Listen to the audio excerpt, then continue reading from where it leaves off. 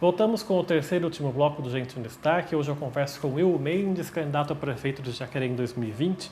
Bom, Will, a gente chega então em 2020, mas também não tem como falar antes de 2020, 2016. Quando você apoia a candidatura do prefeito Isaías, ele é eleito, você faz parte do governo, tem cargos lá, e aí acho que em 2019 ou 2020 você sai, rompe com o prefeito para sair candidato. Como é que foi essa história? Você decidiu romper por quê? Conta um pouquinho disso aí. Eu apoiei em 2016, porque a gente vinha num projeto desde 2012, era um projeto de tirar o PT do governo, na época que o Partido dos Trabalhadores estava já há 16 anos, né, no governo, e era a esperança nossa de um grupo mais forte de poder conseguir, né, e o que aconteceu com êxito, e desde então, tudo que a gente tinha planejado na campanha não aconteceu. Então, assim, já a gente fala que as traições começaram ali.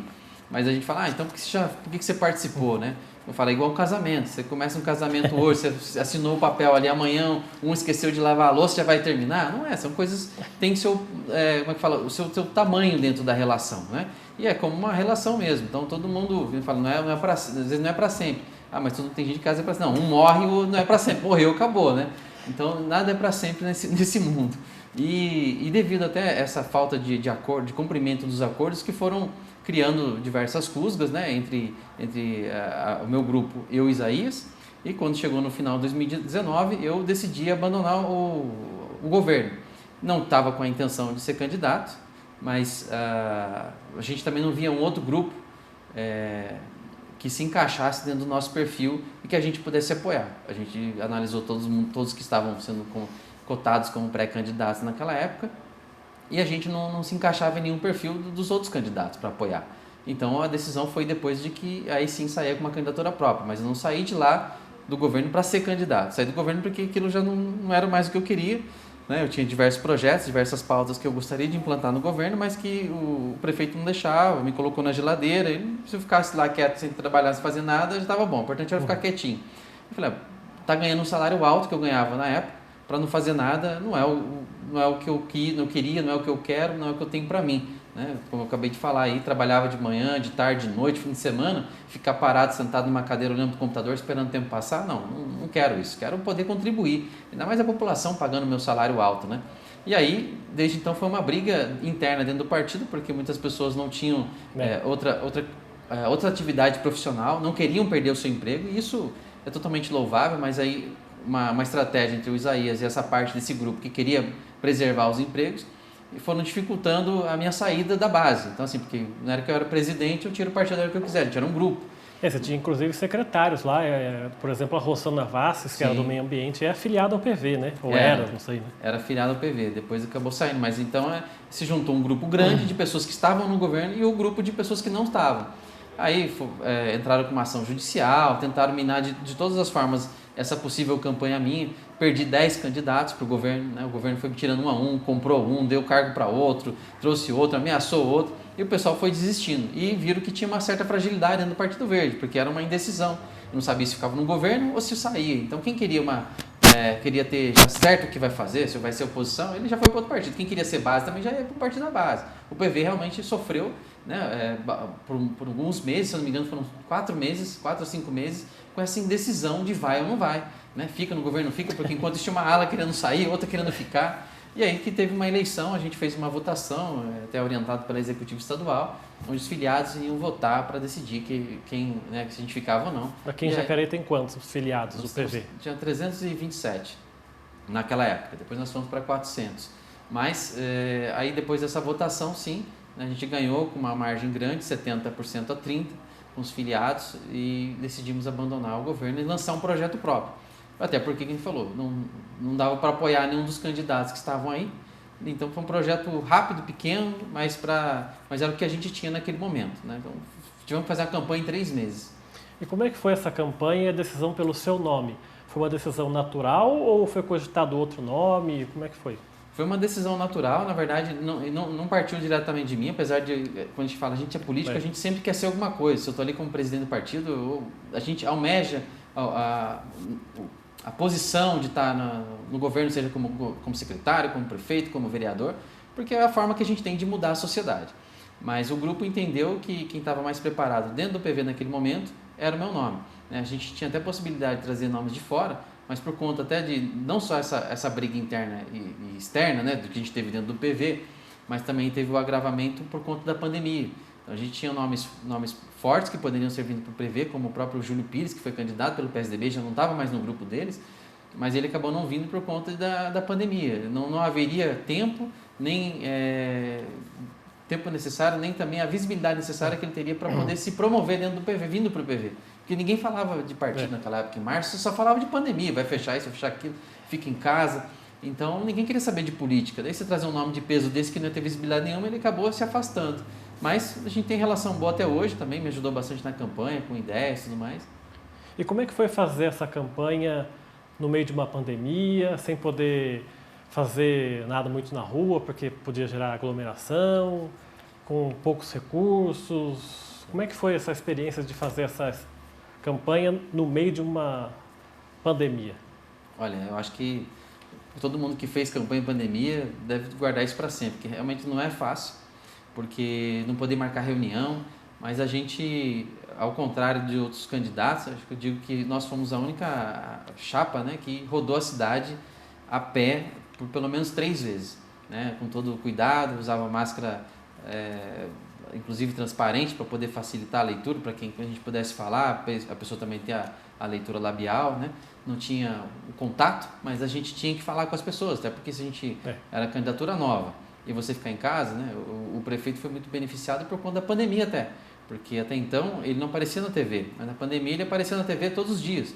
Então todo mundo fazia entrevista com ele, todas as emissoras, as emissoras de rádio, TV, jornais, tudo. Então ele teve muito destaque. E para a gente que era uma candidatura nova, isso já era como é que fala, os especialistas já falavam isso, quem estava no poder ia se beneficiar por conta dessa pandemia, no quesito de visibilidade, né? E a gente não tinha isso, então a gente tinha realmente que como é que fala, gastar a sola de sapato. E aí eu andei a cidade inteira, inclusive, como é que fala, meu tênis foi embora lá no final da campanha, comprei um tênis para a campanha, mandei tanto que ele ficou liso, já estava até rasgando já, para mostrar o quanto a gente andou, e falamos com o maior número de pessoas possível, né?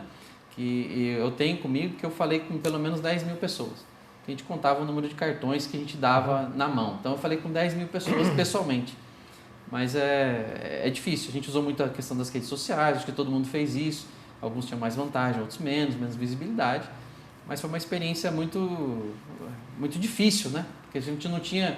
Antes a turma chamava você para tomar um cafezinho em casa, vamos fazer uma reunião, E hoje não podia nada disso. Não, e outra, eram 11 candidatos a prefeito, né? Acho que nem se a população quisesse, com muito esforço, ia conseguir guardar o nome dos 11 candidatos. Foi a eleição com mais candidatos da história da cidade, né? E de vereador, quase 400 candidatos a vereador. Então, é difícil, o cara já anda de saco cheio já.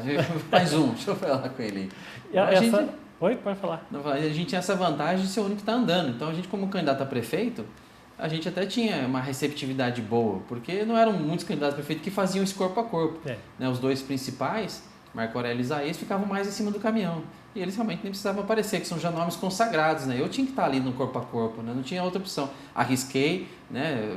uma contaminação, não fui contaminado, fiz o teste antes e depois da campanha, não tive nada, ninguém do grupo teve, nenhum nosso candidato a vereador pegou Covid durante a campanha. É engraçado que a gente vê a curva hoje, né? Em novembro foi o menor número de casos que teve desde a pandemia foi em novembro, no final da campanha, e agora está explodindo de novo.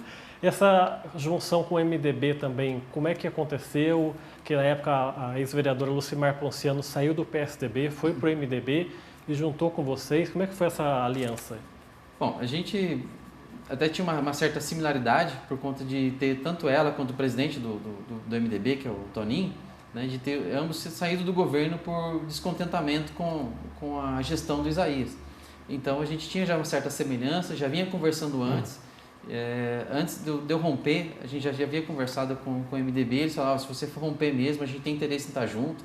Como eles não tinham um nome que pudesse ser trabalhado e também condições financeiras de bancar a campanha, aí isso foi meio que naturalmente, a gente já se formou um bloco naquela época, depois acabou juntando mais o Avante, o PTB e o PP, mas que aí se dividiu mais à frente, né, com outro intuito. E como é que você vê o balanço da campanha? Você teve quase 4 mil votos, né, como prefeito. As suas chapas de vereador não conseguiram atingir o quociente para eleger pelo menos um. Como é que você vê o balanço dessa campanha? Bom, falando em números, ela foi um desastre, né? Vamos falar assim, principalmente de vereador, porque a gente tinha esperança em alguns nomes ali que fossem mais bem votados, e eu acredito até que tinham esse potencial, mas, como a gente fala, a eleição só sabe depois que abrir a urna para saber a votação. Agora, a votação como prefeito, a minha, eu acho que foi uma votação boa, se a gente levar em consideração todo esse cenário atípico que a gente tinha, tanto de pandemia, quanto de recurso e quanto também de tempo para preparar uma campanha. A gente concorreu contra o Isaías, que vinha desde 2010 preparando. Então, eram 10 anos de preparação, 10 anos, né, trabalhando a sua imagem, e eu tive 3 meses. Então, acredito que foi positivo perante até os outros candidatos também. A gente tem um candidato do Arildo que tinha 20 anos aí de visibilidade, né, era secretário, vereador por 2 mandatos, foi presidente da Câmara, e teve uma votação muito próxima da gente. É claro que isso a gente não, como eu falo, partido para ser partido tem que ter vereador eleito. Mas os ideais sim foram levados. Acho que a gente fez uma campanha bonita, atraiu a atenção de muita gente depois da campanha me procurou, querendo já se filiar ao partido, que acho que até isso é um pouco raro de acontecer, porque depois da campanha a gente está meio deprê, né? Tá todo mundo querendo saber de política, fala mais nada, mas a turma de outros partidos, não, eu já quero ir lá para o PV porque eu vi que a estrutura deles é boa, os caras são organizados. Então a gente mostrou um bom trabalho nas ruas. A experiência para você, independente do número, independente da votação, foi uma experiência válida. Foi uma experiência válida. Eu acho que, eu penso assim, que tem uma possibilidade de crescer. Vai depender, claro, do ano que vem, é outro cenário, tem uma eleição presidencial, de governador. A gente vai ver o que vai acontecer com os partidos, se o PV passa na cláusula de barreira ou se não passa, se a gente vai ter recursos para fazer outra campanha. Mas foi uma experiência muito positiva, eu tive apoio de muita gente. Assim, a sensação que a gente tem na campanha é de que a gente está indo bem, porque todo mundo te apoia. Então, mesmo que as pessoas estão sendo falsas ou não, mas todo mundo fala, não, estou com você, então aquilo é motivador. Porque se fosse o contrário, já tinha desistido no meio do caminho, falando, pô, todo mundo fala que ninguém vai votar em mim. Não, mas aí não, todo mundo já te apoia, te põe para cima, te põe para frente, então aquilo até é positivo, você sai dali motivado. Você se desmotiva, ela quebra a urna só. Tá certo, eu quero agradecer muito a sua presença aqui, muito obrigado por ter vindo e obrigado pela sua entrevista. Eu que agradeço, Rodrigo, mais uma vez. Quando me chamar de novo, estarei à disposição a gente falar de outros assuntos, outros projetos. Tem inúmeros outros projetos que eu trabalho aqui na parte social e que eu acho que a gente pode divulgar isso para a população e todo mundo pode ganhar também. Obrigado pela sua entrevista. O programa Gente em Destaque fica por aqui. A gente volta numa próxima oportunidade e até lá.